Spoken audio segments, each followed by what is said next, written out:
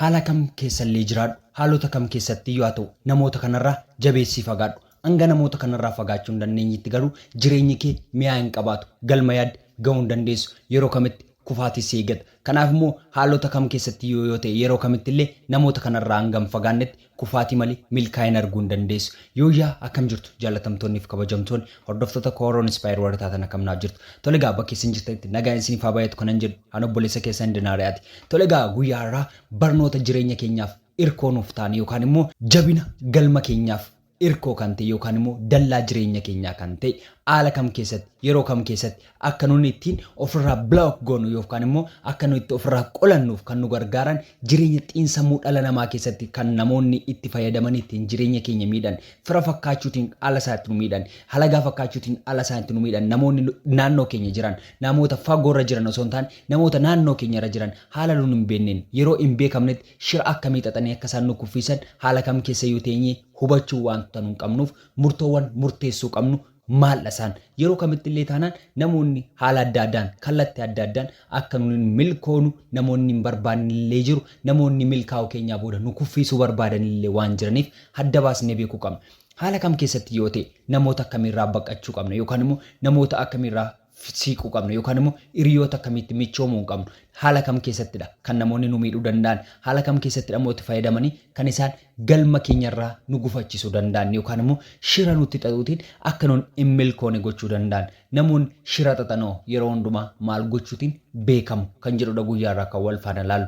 Tole egaa mee inni jalqabaaf tokkoffaa irratti argamu maal namoota nuun irraa fagaachuu qabnu yookaan immoo namoota nuun itti hiiquu hin qabne yookaan yeroo kamitti illee halaalatti namoota nuun irraa baqachuu qabnu namoota akkamiidha isaan namoonni jireenya isaanii keessatti yeroo hundumaa shira yoo xaxan malee yoo nama kuffisan malee yoo nama galma namaarraa hudduuba nama goototan malee anaaf hin ta'u taanaan siifis hin ta'u ani milkoone taanaan atis milkaa'uu hin qabdu ani galma hin geenye taanaan atis galma hin ga'u hin qabdu jedhanii namoonni shira xaxuutiin beekaman baay'een isaanii jiru fira keenyaa ta'u hiriyyaa keenyaa ta'u jaalallee keenyaa ta'u nama kamillee haa ta'u haala kam keessatti na amani kana dhageessee jennaan namoota kan atis keessatti of ilaali namoota kanarraa of fageessi yookaan irraa baqadhu namoota yommuu ati kuftu harka walitti reebanii yommuu ati mootummoo callisanirraa baqadhu yeroo kam taanaan namoonni kufaatii keetti gammadan yeroo kuftutti ati leellisanii sitti acabacaban yookaan immoo harka siif rukutan yerootti miidhamtu yookaan immoo yerootti galma keerraa gufattu yookaan qormaanni tokko yeroo sitti dhufu namoota harka walitti reebanii yooti mo'atte immoo achi buuteen isaanii dhaban yeroo ati miidhamtu way sibira jirra seedhanii gaafati milkooftu garuu sibiraa dhiban namoonni kun gadda keetti malee yeroo boo'icha keetti malee yeroo kufaatii keetti malee yeroo kamillee taanaan gammachuu keerratti namoonni argamuu hin barbaanne hiriyyaa miti fira miti jaalallee miti dhiiga miti irraa jabeessee of eegi namoota gaafati kuftu yeroo gaddaa keetti sibira dhaabatanii yeroo gammachuu hiriyyaan dhugaa maalummaan namanne sirrii isaa yeroo gammachuu keetti nama si duukaa argamudha yeroo gammachuu keetti kan si duukaa armaatudha yeroo gammachuu kee kan siif gammadudha malee gadda kee irratti ko namni kamillee si faana dhufee gadda kee sana hirmaachuu danda'a kanaafuu nama si duukaa yeroo gaddaa dhaabatu otoo hin taane nama yeroo gammachuu kee si bira dhaabate gammachuu kee siif gammadu filadhu haala kam keessatti gadda kee irratti tarii siif gammadee ta'uu danda'a gadda kee sana kan si duukaa dhufee hirmaateef yerootti boossu si bira dhaabachuun isaa sun hiriyyaa dhugummaa isaa hin ibsu yerootti gammaddu yookaan yerootti milkootetti nama si duukaa dhaabatu filadhu haala kam keessallee yoo taate yeroo kamitti illee taanaan nama yeroo gammachuu kee si bira dhaaban hin filatiin yeroo gadda kee si bira dhaabate yeroo gammachuu kee kan si bira baqu taanaan hiriyyaa dhugaa miti nama sanarraa baqadhu. Inni itti argamu namoota yeroo si argan humna kee buusan yookaan immoo kaka'umsa hojiif qabdu akkati dhabdu yookaan namoota akkati udduubatti deebitu si sodaachisan irraa baqadhu. Yeroo si arganitti jechoota negatiivii ta'an jechoota si ceephesan jechoota xiinsammuu kee miidhan namoota sitti darbatan irraa udduuba baqadhu. Haala kam keessatti illee yoo ta'e yeroo kamitti illee namoota qoosaa fakkeessuun jechoota summaawaa sitti darbatanii akkati ofitti ceephitu akkati ofitti gadditu si taasisan akkati enerjii dhabdu akkati humna keetti fayyadamtee wanta yaaddisan akkati galmaan hin geenye namoota si gufachiisan irraa jabeessee of fageessi. Namoonni kun namoota haala mijataa eeggatanii si dhaanii si kuffisan yookaan immoo shira sitti xaxuuf qophaa'anidha waan ta'eef milkaa'uu kee namoota hin barbaanne galma ga'uu kee namoota hin barbaannedha waan ta'eef irraa jabeessee of eegi. Tole egaa inni itti argamu namoota dubbii kee micciiran yookaan immoo dubbii dubbattu yookaan yeroo ofiin of qulqulleessanii yookaan ofiitiin nama nagaa godhanii siin immoo haasaa keerraa kan kee dubbii kee haqaaqan. Jabeessi namoota kanarraa fagaadhu. Namoonni akkasii kun naaman marzii summii caaludha. summuuwwan garraamii fakkaachuun bufa marga keessaati. Namoota yerootti dubbattu nagaatti dubbatte yookaan immoo haasaatti haasotu hunduma isaa haqaaqan yeroo hundumaa qoosaa fakkeessu micciiranii wanta hin taanetti naannessanirra jabeessuuf fagaadhu. Namoonni akkasii kun summaa'oodha. Bufa marga keessaati. Namoonni akkasii kun qoraatti dhoqqee keessaadha. Utuutti hin beekin kan si dhiigsan malee hin argitu. Namoota gochaatti akka gaarii goote gara hamminaatti haqaaqan. Gaarummaatti dubbattu hamminatti haqaaqan. Yaadatti yaaddu hamminatti haqaaqan. Namoonni kun fira kee miti, hiriyaa kee miti. Nama harkoosiif ta'u miti.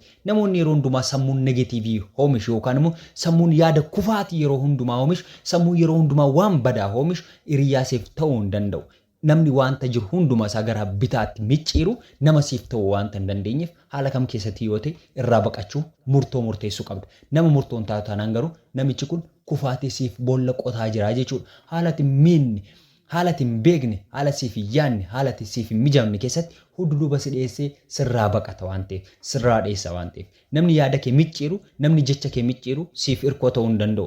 Ofiin qulqulloof godhee, ofiin qajeelaaf godhee, ofii nama yaada sirrii godhee siin yeroo hundumaa nama dogoggoraa godha taanaan na amani kun kufaatii guddaaf si qopheessa. Kanaafuu bareechirraa of eegi nama kanarraa. Inni afuraffaarratti argamu immoo namoota yommuu dhimma dhuunfaa isaaniif yookaan immoo faayidaa mataa isaanii qofaaf si barbaadanirra jabeessuuf fageessi. Hiriyaa miti, fira miti kun.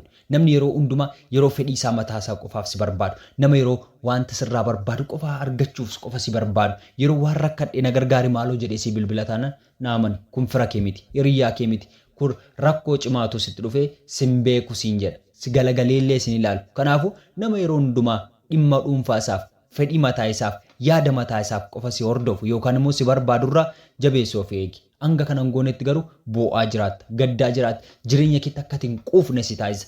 Ofii kee yeroo rakkattutti barbaaddiin argattu. Yeroo si barbaachisetti yeroo namni maallaqaan si gargaaruu danda'a, yaadaan si gargaaruu danda'a, ilaalcha wanta baay'ee irratti si gargaaruu danda'a. Garuu namni kun ofii isaa qofaaf gaafa si barbaadu si argata taanaan na amani galma kamuu ga'uu hin dandeessu jechuudha. Fedhii mataa isaa sitti ba'ee si dagatee sokkaa jechuudha. Inni shanaffaarratti argamu namoota abjuu kee yeroo taasisaattu sin deeggarre yookaan immoo namoota sitti kolfan yookaan si qeeqan ammatti dhuguma akkas raawwachuu fi akkas gocha yoof siimuuf yoomuu hin ta'u jedhanii namoota yaadota kee utuu sirraa dhaggeeffatanii fixiin abjuu kee gaafatti itti mattu. Mul'ata kee gaafatti itti agarsiistu. Gaafatti karoora kee itti agarsiistu namoota sitti qoosan yookaan immoo namoota si qeeqan irraa jabeessee of fageessi. Namoonni kun borna caalaa heddii akkasii galma yaadeen hin milkeessaa wanta siin jedhanii si sodaataniif namoonni kun kufaatii siif qopheessu yookaan immoo pilaanii biraa siif baasu yookaan karoora biraa siif baasu. Maaliif akka ati san caalleef akka ati milkoonneef na caalteetta kan jedhu ceephuun sammuu isaaniitti dhagaame waan mul'atuuf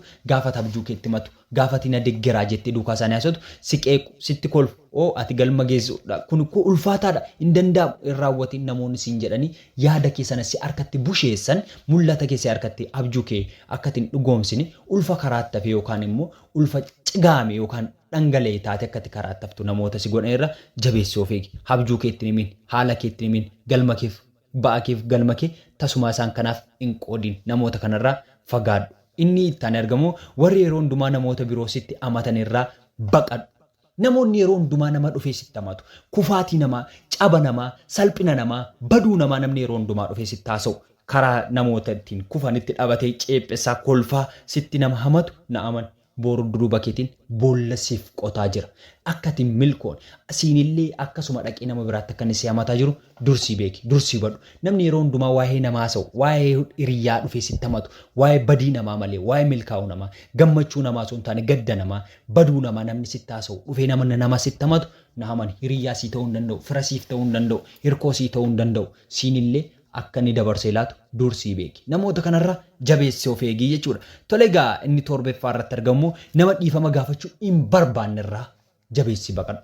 Namoonni yeroo kamittillee haala kam keessatti dhiifama hin beekne, dhiifamatti namanne, dhiifamaaf yaadne, dhiifamaaf laphee isaanii qopheessine irraa jabeessi baqadhu. Namoonni kun hiriyaa sii ta'uu hin danda'an, hirkoo sii ta'uu hin danda'an, balleessaati balleessiteef illee akkatti dhiifama gaafattu namoonni barbaadan waan jiraniif nama garaa dhiifamaa hin qabne, namni namaaf dhiifama gochuu hin dandeenye, namni badii hin raawwanne waan tan jirreef namoota garaa dhiifamaa hin qabne irraa jabeessi of eegi. Na amani namoota kanarraa jabeessite yoo of eegde na amani galma barbaadde ga'uu hin dandeessa, yaada barbaadde achiif gochuu hin dandeessa. Kanaaf immoo namoota kanarraa jabeessi of eegi. Yoo keessa jiraatte illee irraa fuqsadhu galma kee ga'uuf, gammaddee jiraachuuf, boqonnaa argachuuf, haara galfii argattee jireenya keetti achiif gootee nama milkaa ta'uuf. Tole egaa guyyaa har'aa barnoota baay'ee bareedaa akkan wal faana ilaallee abdii guddaan qaba. Barnoota biraan hanga walitti deemnutti turtii gaarii qabaadhaa. Yoo isinitti tolee ta'e laayik, sheer, sabskiraayib gochuun maatii keenya ta'a.